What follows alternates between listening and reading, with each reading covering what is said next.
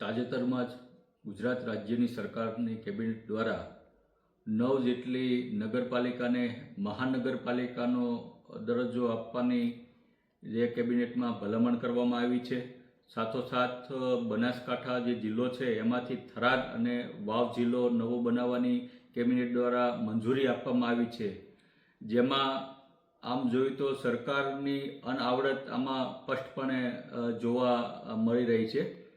મોટાભાગના સાંસદશ્રી ધારાસભ્યશ્રીઓના કોઈ સૂચનો સરકાર દ્વારા કોઈ ધ્યાનમાં લેવામાં આવ્યા નથી, એટલે કે અનેક જગ્યાએ આનો વિરોધ પણ જોવા મળી રહ્યો છે.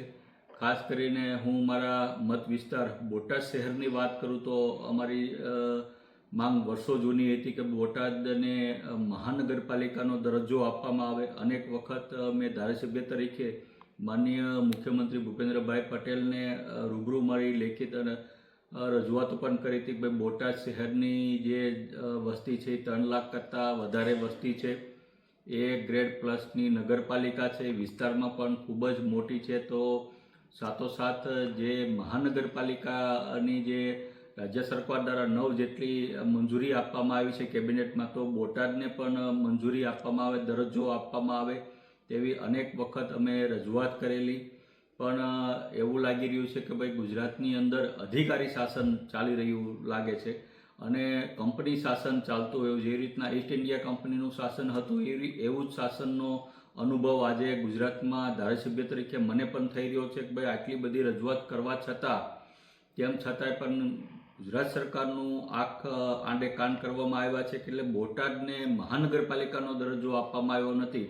તમે જોયું હોય છે કે ઘણી બધી નગરપાલિકા એવી છે કે જે એક ગ્રેડની નથી, એની વસ્તી પણ ઓછી છે બોટાદ કરતાં અને વિસ્તારની દ્રષ્ટિએ પણ નાની છે, તેમ છતાં પણ એને મહાનગરપાલિકાનો દરજ્જો આપવામાં આવ્યો છે. એટલે કે બોટાદની જનતા સાથે ખૂબ મોટો વિશ્વાસઘાત ભારતીય જનતા પાર્ટીની ભૂપેન્દ્રભાઈ પટેલની સરકાર દ્વારા જે કરવામાં આવ્યો છે તેને હું વ્યક્તિગતપણે અને પાર્ટી તરફથી હું વખોડી રહ્યો છું.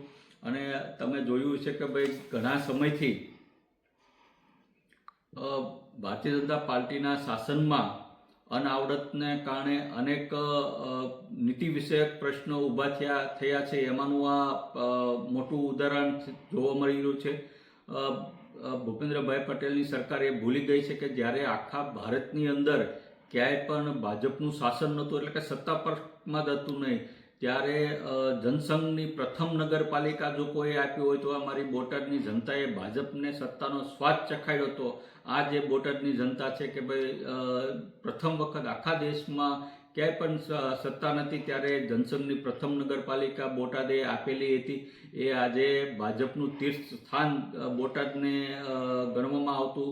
પંડિત દીનદયાળ ઉપાધ્યાયજી પણ બોટાદ આવેલા અને અભિનંદન એ વખતે આપેલા બોટાદની જનતાને. આજે પણ એનું ટેચ્યુ છે. ત્યારે આજે ભૂપેન્દ્રભાઈ પટેલ સાહેબની સરકાર બોટાદની જનતા સાથે ખૂબ જ મોટો વિશ્વાસઘાત કરી અને બોટાદને મહાનગરપાલિકાનો દરજ્જો ન આપી અને ભેદભાવવાળી નીતિ રાખી વિશ્વાસઘાત કરી.